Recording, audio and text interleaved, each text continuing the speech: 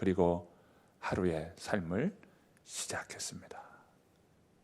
예수님께서 이 땅에 오셔서 공생의 사역을 하시면서 가장 먼저 외치는 그 외침이 있습니다. 회개하라, 천국이 가까이 왔느니라. 하나님의 나라, 천국, 바로 그 하나님의 나라가 가까이 왔다고 선포하셨습니다. 오늘 본문 17절 보시면 이때부터 예수께서 비로소 전파하여 이르시되 회개하라, 천국이 가까이 왔느니라 하시더라. 예수님은 천국을 증거하셨습니다. 하나님의 나라를 전하셨습니다. 여러분, 우리 심령에 있어야 할 것, 반드시 우리가 품어야 할 것이 바로 하나님의 나라, 천국입니다. 여러분, 천국을 품으십시오. 하나님 나라를 품으십시오. 그런데 이 하나님의 나라 천국을 품기 위해서는 건너야 할 강이 있어요. 그것이 바로 회개입니다. 회개하라, 천국이 가까이 왔느니라. 회개의 강을 건너서 우리 모두는 천국의 은혜를 누리게 됩니다. 그러면 회개는 무엇입니까? 세상을 향하였던 마음과 행동, 삶을 이제는 예수 그리스도를 믿고 세상의 방법이 아니라 하나님을 믿는 믿음으로 사는 것입니다. 이것이 바로 회개인 것입니다.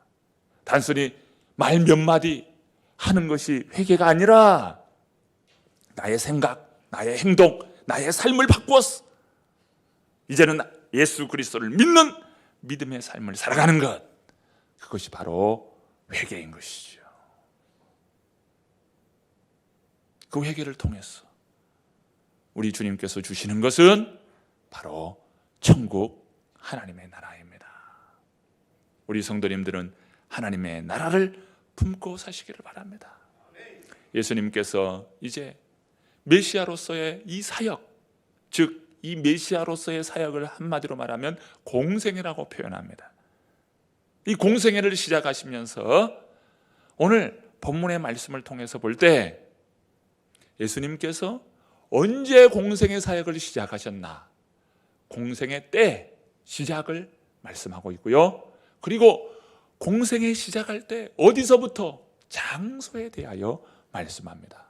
먼저 때예요. 어느 때입니까? 오늘 말씀을 보면 요한이 붙잡힌 후에 예수님의 공생의 사역, 메시아로서의 사역이 시작되고 있다는 것입니다.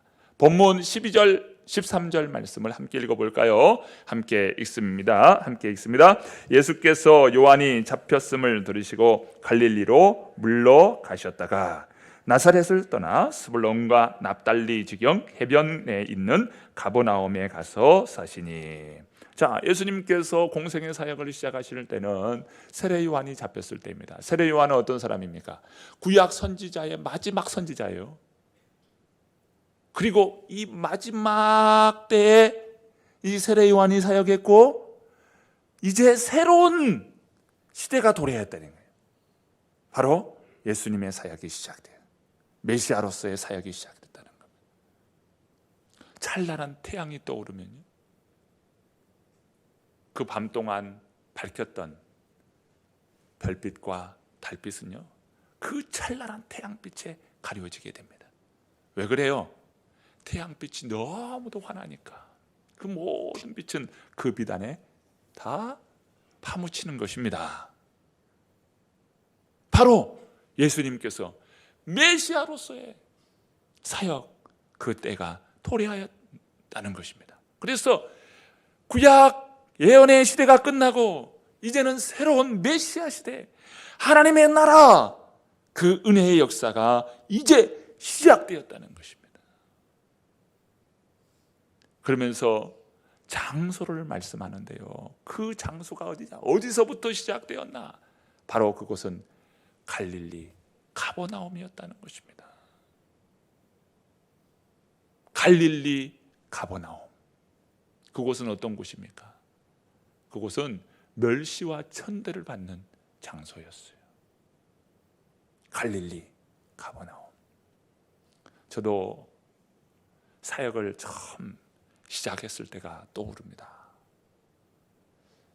화면을 통해서 잠깐 보시면 제가 처음 사역했던 곳은요, 전라남도 화순에 위치한 사평교회라고 하는 곳입니다. 방송실 한번 보여줄 수 있습니까?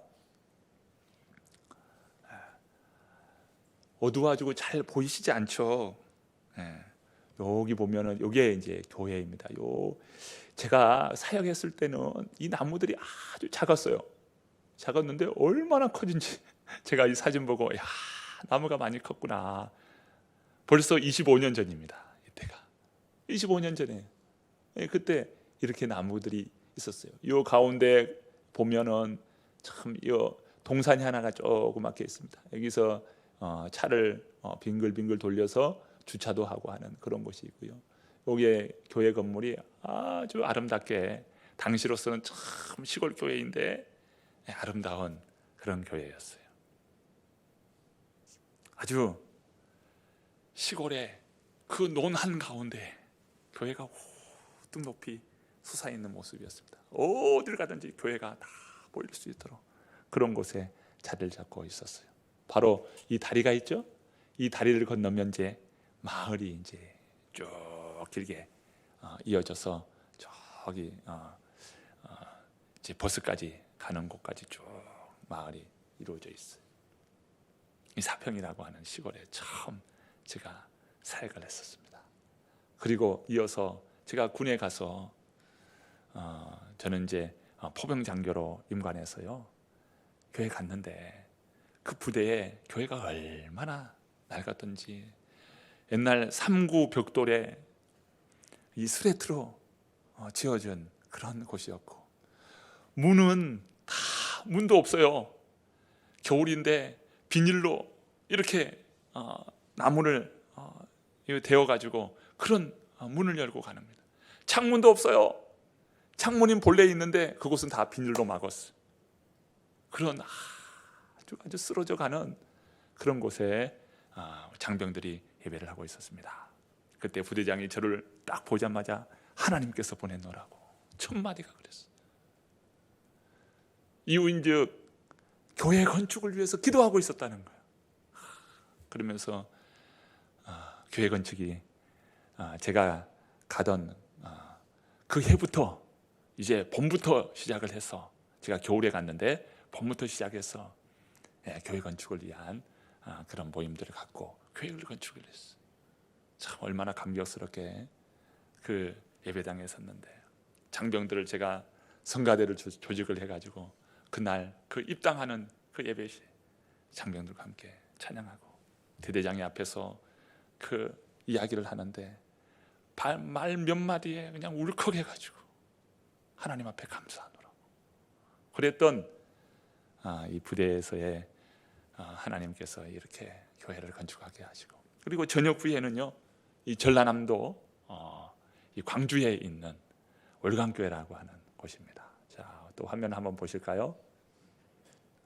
제가 한번 소개를 한번 하도록 하겠습니다. 자, 월강교회는 상당히 큰 교회입니다. 지금 이 빨간 벽돌로 된 곳이 교회 본당이에요. 본당 좌석이 한 1,500석 정도 되니까요. 그리고 여러 부속 건물들이 지하까지 해서 있습니다. 그리고 이 옆에 이 하얀색으로 되어 있는데 이 본당만큼 큰 건물이 여기에 선교센터가 있습니다. 선교센터가 있고, 이 주차장 부지가요 어마어마하게 넓어요. 요 어디 1주차장, 2주차장 해가지고 하여튼 주차장이 굉장히 넓습니다. 그래서 이 주변이 다 주차장이에요. 또 뺑 돌려서 다 주차장이 되어 있고, 그리고 제가 사역을 했을 때는 이 건물이 없었습니다. 제가 사역을 끝내고 난 이후에 얼마 있지 않아서 이곳은 이 학교가 들었습니다. 대한학교. 그래서 초등학생부터 고등학생까지 다 교육할 수 있는 학교가 이곳에 지었고요. 그리고 초등학교를 다니다가 중학교, 고등학교가 되면 여기서 다니지 않아요. 또 다른 곳에 하여튼 수만 부지에 빌리지를 형성을 해가지고 그곳에 요양센터부터 시작해가지고 각종 빌리지가 있어서 그곳에 또 학교가 또 있습니다. 그래서 거기에서 중학교, 고등학교를 해요. 그리고 이제 졸업식이나 이런 거 할 때는 또 여기 와서 여기에 이 강당에서 하고 하는 그런 교회입니다. 제가 여기에서 만 4년 사역을 했어요. 만 4년 사역을 하면서 참 감사하게도 이 본당 1층이 소예배실이 있는데 그곳이 제가 이제 초등부가 거기서 예배드려요. 그 지하는 소년부, 지하가 상당히 넓은데요. 지하에 소년부, 그리고 이쪽에 2층에 유년부가 있었고요. 그 4층에 청년부실이 있습니다. 근데 거기서 사역을 할 때 이 초등부 처음 사역하는데 한 120명, 초등학교 3학년 4학년 120명 되는 그런 학생들과 처음 시작을 했어요. 교사들 함께해서 했는데 1년 사역하고 나니까 그 인원이 배가 돼 240명, 250명이 된 거예요. 뭐 많게는 250명, 60명까지 막 들어오는데 이게 예배실이 안 되는 거예요. 그래서 거기에서 초등부 2번 예배를 드렸습니다. 여기서 그 안에 초등부 2번을 예배드려요. 한 번 예배 1부 드리고 2부 드리고 예배가 그렇게 드릴 수밖에 없었어요. 2번을 거쳐서 예배 드렸습니다. 이제 그러는 가운데 그때 당시 담임 목사님이 지금 이 학교 쓰는 곳, 이곳을 다 구입을 하신 거예요. 여기 굉장히 넓은 곳이거든요. 그 당시는 여기가 농장이었습니다. 농장에 있는 그런 곳인데 이 부지를 구입을 하고 거기에 단층으로 이제 사람이 이제 이렇게 이제 그 살 수 있도록 그런 단층으로 집을 하나를 이렇게 지어져 있었어요. 거기에. 그래서 돌이 이렇게 잘 놓여 있고 잔디밭으로 깔려 있어서 아주 거기가 아주 정원을 가지고 있는 그런 곳이었습니다. 그리고 농장이 있었어요. 그곳을 구입을 하신 거예요. 그리고 한 개 예배부를 거기다가 넣었어요. 그래서 초등 1부, 2부 이렇게 나눠서 예배드렸는데 참 제가 이 올강교회 사역에서 많은 것을 배웠습니다. 하나님께서 어떻게 참 은혜 주시고 역사해 주시는가 그런 것들 보고 또 교회를 많이 이해하는데 아주 귀한 사역을 이 올강교회에서의 저의 사역은 참 어떻게 보면은 오늘날 제가 품고 마음을 가지게 된 어떤 그런 중요한 목회적인 그러한 가치들을 이 올강교회를 통해서 많은 것을 경험하게 되었습니다. 그래서 이제 4년 지나고 난 다음에 그 이후에 이제 개포동에 있는 한울교회요. 또 넘겨 보시면 한울교회가 이렇게 있습니다. 원래는 이 건물은 유치원 건물이에요. 유치원 건물. 이게 유치원 건물이었어요. 이게. 그런데 그것을 이 경매로 낙찰을 받아가지고 이 아파트 주변 사이에 있는 이곳을 썼습니다. 예배실은 조그만한데요. 사람들이 꽉꽉 들어차 있습니다. 참 이 한울교회 참 정겨운 교회인데요. 그곳에서 제가 2년 전임 사역을 이루고서 2년 사역을 했습니다. 그 다음 이제 제가 강남 개포동에서 이제 강북으로 갑니다. 강북으로 가서 이 주하늘교회죠. 여기 보면 주하늘교회. 지금 이 앞에 보이는 곳은 이게 성교관 교육관입니다. 교육관이고 그 뒤로 이제 본당 건물이 있어요. 그래서 이 본당 건물이 있고 이쪽으로 안으로 또 돌아가면 또 건물이 또 있어서 식당도 쓰고 주차장도 쓰고 또 사택도 있고 그랬습니다. 그래서 요 뒤쪽으로 옆쪽으로 또 건물이 하나 있어서 건물이 3개가 있죠. 그래서 이곳에서 제가 목사 안수도 받고 이제 가는 해에 목사 안수를 바로 받고 그리고 3년 이곳에서 사역을 했습니다. 그리고 이제 제가 간 곳이 평촌교회죠. 평촌교회. 평촌교회는 여기가 이제 요 십자가가 있는 것이 이제 본당 건물입니다. 본당 건물. 십자가 탑이고요. 요쪽으로 이제 교회 건물이 쭉 되어 있어요. 그래서 전체가 이렇게 교회 본당 건물이죠. 이제 한 좌석이 한 1,500석 정도 됩니다. 이 평촌교회 좌석이 한 1,500석 정도 되고 이게 이제 교육문화센터 건물입니다. 참 이게 아주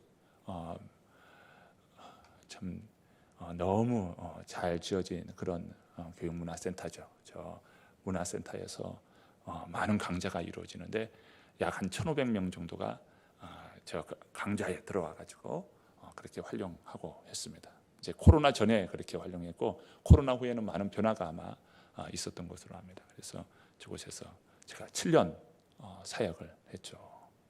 참 이렇게 목회 사역을 쭉 돌아보면서 볼 때 하나님께서 참 주마등처럼 저를 어떻게 이끌어 주셨나, 목회 사역을 할 수 있도록 어떻게 도우셨나, 그런 것들을 제가 느끼게 됩니다. 그리고 제가 새로남 교회에 와서 이제 만 4년 가까운 시간을 지금 보내고 있습니다.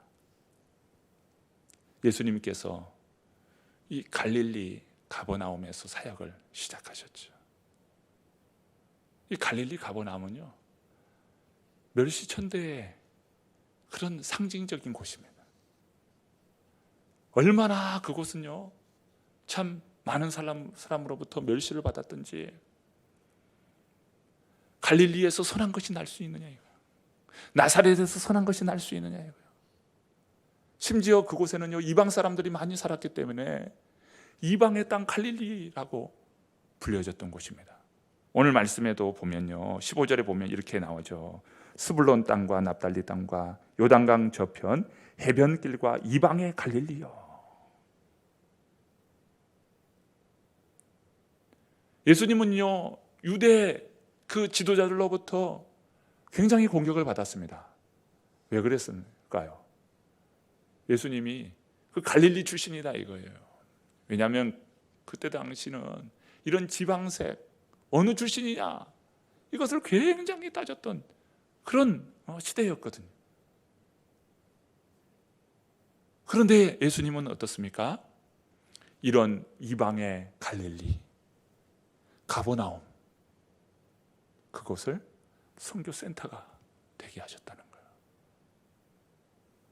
우리 교회 비전은요, 이 새로남으로부터 땅끝까지, 하나님 나라 복음이 새로남 교회로부터 땅끝까지. 에이 목사님, 무슨 새로남 교회가 땅끝까지 간단 말입니까? 아니요, 하나님은 그렇게 일하셔요. 멸시와 모멸받고 천대받고, 에이 뭐 그런, 저 사람들이 뭐야, 갈릴리에서 무슨 선한 것이 나고 나사렛에서 무슨 선한 것이 날 수 있느냐. 그런데 하나님은 그렇게 일하셔요. 예수님께서 이 땅에 오실 때 마구간에서 태어나시고 말구에 누우셨어요. 그리고 예수님께서 그 메시아로서 사역을 처음 시작하실 때 바로 갈릴리 가버나움이셨습니다. 이것이 바로 복음의 역량이요, 복음의 역동성입니다. 약한 자를 들어서 강한 자를 부끄럽게 하시고, 무능한 자를 통해서 유능한 자를 부끄럽게 하시고, 없는 자를 통해서 있는 자를 부끄럽게 하시는 이런 복음의 능력, 복음의 역동성이 있다 이거예요. 나 같은 자가 무슨 그런 일을, 아니요, 하나님께서 우리를 부르셔서 그 일을 하게 하셔요. 맞아요, 우리는 부족해요. 우리는 연약한 죄인입니다. 그런 오늘 우리들을 통해서 하나님은 주의 나라를 이루게 하시고 주의 뜻을 받들어 섬기도록 하십니다. 하나님께서 우리 성도님들을 크게 은혜 주시고 축복의 역사로 이끌어 주시고, 우리 성도님들을 하나님께서 세계 선교를 위해서 참 귀한 하나님의 사람들로 받들어 쓸 것을 믿습니다. 그런 하나님을 찬양합니다. 이게 바로 복음의 능력이요, 복음의 역동성이에요. 여러분, 이 초대교회는요 12명의 제자를 통해서 그 일을 감당했어요. 세계 선교를 감당했습니다. 예루살렘과 온 유대와 사마리아와 땅끝까지 이르러 내 증인이 되리라. 우리가 무슨 그런 일을 합니까? 아니요, 그들을 통해서 그 일을 하셨어요. 이것이 바로 주님께서 하시는 일이에요. 복음에는 하나님의 능력이 있습니다. 십자가의 도에는 하나님의 능력이 있어요. 구원의 능력이 있어요. 오늘 우리 한 사람 한 사람이, 우리 성도 한 분 한 분들이 바로 그 십자가의 은혜, 십자가의 능력을 붙들고 있을 때 이 일은 나의 일이 아니라 하나님의 일이요, 하나님께서 하실 거룩한 구원의 일임을 여러분 믿으시기를 바랍니다. 우리 새로남 교회는 하나님께서 쓰시는 그런 교회로, 새로남 교회로부터 땅끝까지 이르러 주의 역사를 이룰 거룩한 교회임을 믿습니다. 예수님은요, 천한 자, 낮은 자, 가난한 자, 죄인들, 그들에게 복음을 주셨어요. 주신 지가 어디냐? 너의 신분이 어디냐? 그러면서 참 어느 특권층 유대인들에게만 주는 복음이 아니었어요. 낮고 천한, 멸시받는 자, 그 가난한 자, 죄인 된 그들에게 복음을 주셨어요. 여러분, 바로 그 복음의 은혜 가운데 우리가 부름받았어요. 예수님의 그 복음의 은혜로 말미암아 우리가 부름받아서 우리가 하나님의 자녀로서 하나님 나라를 이루는 거룩한 백성으로서 오늘 우리들이 있지 않습니까? 이게 바로 우리 주님께서 이루신 복음의 역사입니다. 예수님은 오늘도 우리에게 찾아오시죠. 그러면서 우리에게 말씀합니다. 너는 나의 친구다. 심지어 친구라 말씀하시는 거예요. 찬송에 보면 이렇게 찬송하죠. 내 친구 되신 예수님 날 구원하시려고 그 귀한 몸을 버리사 내 죄를 대속했네. 여러분, 우리도 그 예수님을 본받고 많은 사람들의 친구가 되어 주십시다. 자, 오늘 이 말씀은요, 예수님께서 이러한 때에 또한 이러한 장소에 오셔서 이루신 일인데, 이것은 구약의 그 말씀을 이루는 일이다.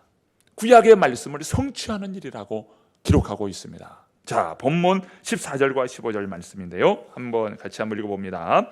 이는 선지자 이사야를 통하여 하신 말씀을 이루려 하심이라. 일러스되 스불론 땅과 납달리 땅과 요단강 저편 해변길과 이방의 갈릴리여. 여러분, 갈릴리는 이 압제를 받고 모멸과 천시의 지역이었습니다. 그런데 예수님께서 그 갈릴리를 영화롭게 하신다는 거예요. 이게 바로 이사야 9장 1절의 말씀인데요, 그 이방 땅 갈릴리가 영화롭게 되리라는 거예요. 이것을 오늘 우리에게 적용하면 어떻습니까? 오늘 우리는요, 갈릴리와 같은 인생들이요, 그런데 주님께서 임하여 주심으로, 주님께서 우리를 불러주심으로 우리가 영화롭게 된다니까요. 갈릴리와 같은 인생이 영화로운 인생으로 바뀌게 되는 것입니다. 이것이 가능한 것은 무엇입니까? 주님이 있기 때문이에요. 여러분, 우리의 심령을 열고 주님을 영접하시고 주님을 마음에 모십시오. 이방의 갈릴리가 영화롭게 되리라. 이 주님의 능력의 역사 아닙니까? 그러면서 우리 주님 말씀합니다. 흑암에 앉은 자들, 사망의 땅과 그늘에 앉은 그들이 큰 빛을 보게 될 것이라는 거예요.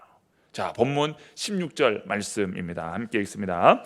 흑암에 앉은 백성이 큰 빛을 보았고 사망의 땅과 그늘에 앉은 자들에게 빛이 빛이었도다 하였느니라.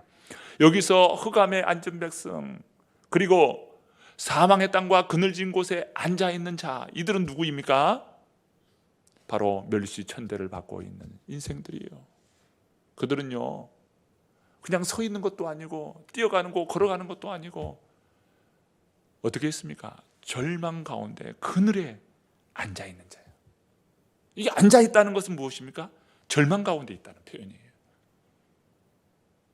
절망 속에 있어. 그런데 이런 어둠과 절망에 빠진 자들에게 어떤 일이 일어납니까? 오늘 말씀에 흑암에 앉은 백성이 큰 빛을 보았고 사망의 땅과 그늘에 앉은 자들에게 빛이 빛이었도다. 멸시받고 천대받는 인생이 그 빛으로 인하여서 구원의 인생이 되고 축복의 인생이 되고 변화받는 그런 인생이 된다는 거예요.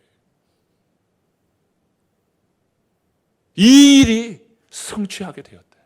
이 일이 성취되고 있다는 겁니다. 여러분, 예수 그리스도를 마음에 모시고 예수 그리스도와 함께하는 인생들은요, 사망의 그늘에 앉고 흑암의 권세에 눌려있는 인생이요, 그 흑암의 권세를 떨쳐버리고 사망의 그 묶여 있는 그것으로부터 다 자유하게 되어서 참된 은혜의 기쁨을 누리지 않습니까? 예수님을 모시는 인생이, 예수님을 내 마음에 여러분 모시고 살아갑니까? 주님을 내 마음에, 내 심령에 모실 수 있는 저와 여러분 되시기를 바랍니다. 오늘은 정월 초하루 새해죠. 새해 아침이 밝았습니다. 새로운 한 해가 되었습니다. 큰 빛, 은혜의 빛이 우리에게 비침으로 우리 인생이 다 구원의 인생이 되고 하나님의 영광을 위한 거룩한 인생으로 2023년 새롭게 도약하는 복된 성도님들 되시기를 바랍니다. 인생은요, 근본적으로 아담 타락 이후에 허물과 죄로 죽을 수밖에 없는 인생이에요. 사망이 왕노릇하고요, 그 인생이 질병의 노예가 되고 죽음의 노예가 되었어요. 그 말씀 바로 에베소서 2장 1절과 2절의 말씀은 다음과 같이 말씀합니다. 그런 허물과 죄로 죽었던 너희를 살리셨도다. 그때의 너희는 그 가운데에서 행하여 이 세상 풍조를 따르고 공중의 권세 잡은 자를 따랐으니 곧 지금 불순종의 아들들 가운데서 역사하는 영이라. 우리가 그렇게 사망 가운데에 눌려있는 인생이 되었다는 거예요. 그런데 큰 빛이 비쳤습니다. 은혜의 빛이 비쳤습니다. 그 빛이 무엇입니까? 어떤 빛입니까? 요한복음 8장 12절의 말씀이에요. 제가 한번 읽어보겠습니다. 예수께서 또 말씀하여 이르시되 나는 세상의 빛이니 나를 따르는 자는 어둠에 다니지 아니하고 생명의 빛을 얻으리라. 옛날에는요, 희미한 호롱불 아래서도 마음의 빛은 밝았어요. 그런데요, 요즘은 찬란한 빛이 비춥니다. 그런데 마음의 빛은 어두워져요. 점점 어두워지고 있다는 거예요. 그 마음의 빛을 밝히는 것은 무엇입니까? 바로 예수 그리스도만이 참된 빛으로서, 은혜의 빛으로서, 생명의 빛으로서 그 마음을 비출 때 그 심령이 빛 안에 거하게 되는 것입니다. 사망에 매여 있고 흑암의 권세에 매여 있는 그 인생이 온전히 자유하게 되었어.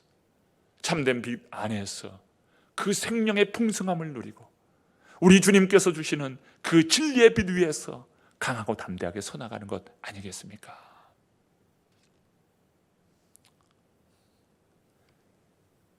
에드워드 기번이 쓴 로마 제국 쇠망사에 보면 두 왕을 비교하는데요, 한 왕은 코모두스 왕이고요, 또 다른 왕은 페르티낙스 왕입니다.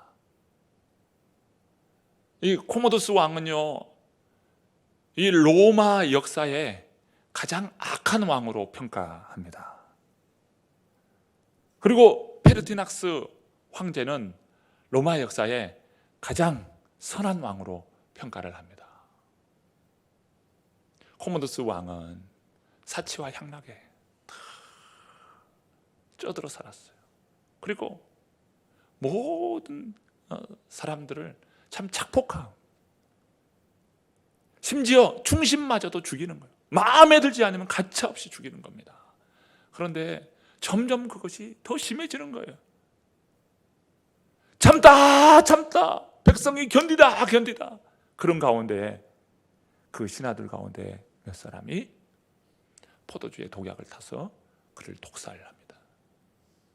그리고 이내 찾아가서 이 페르티낙스에게 우리의 왕이 되어달라고 간청하죠. 그러면서 페르티낙스 왕위에 오릅니다. 황제 자리에 오릅니다. 그러면서 그간 사치했던 모든 것을 다 물리치고 이 황실에서 쓰는 경비를 반으로 줄입니다. 그리고 세금을 부과했던 그 세금을 이제 면제를 해주고 세금을 깎아줘. 많은 사람들을 참 유배시키고 감옥에 가두었고 많은 사람을 죽였는데 그런 부분들을 이 복직시키고 다 회복시키는 거예요. 그러면서 국가의 기강을 다지는 겁니다. 그 가운데 많은 이 로마의 백성들은 그 페르티낙스의 그 치해 안에서 너무도 행복했고요. 그러면서 페르티낙스를 칭송했습니다. 우리가요, 인생을 살면서 어떤 통치 아래에 있는가, 그 통치에 따라서 어떤 경우는 지옥과 같은 삶을 살고요, 어떤 경우는 천국과 같은 삶을 사는 거예요. 좋은 황제 만나면 행복하게 살고 이 악랄한 황제를 만나면 지옥과 같은 삶을 살게 된다니까요. 악한 사탄 마귀에 눌리고 악한 사탄 마귀의 그 권세 아래서, 정말 흑암의 권세 아래서 눌린 인생은요, 그 인생이 어떻게 되겠어요? 지옥의 인생이 되는 겁니다. 결국 지옥의 인생으로 전락하고 마는 거예요.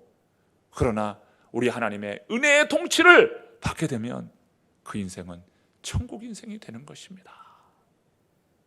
여러분, 우리의 심령을 열고 어떤 통치를 받아야 합니까? 하나님의 은혜의 통치를 받는 저와 여러분 되기를 바랍니다.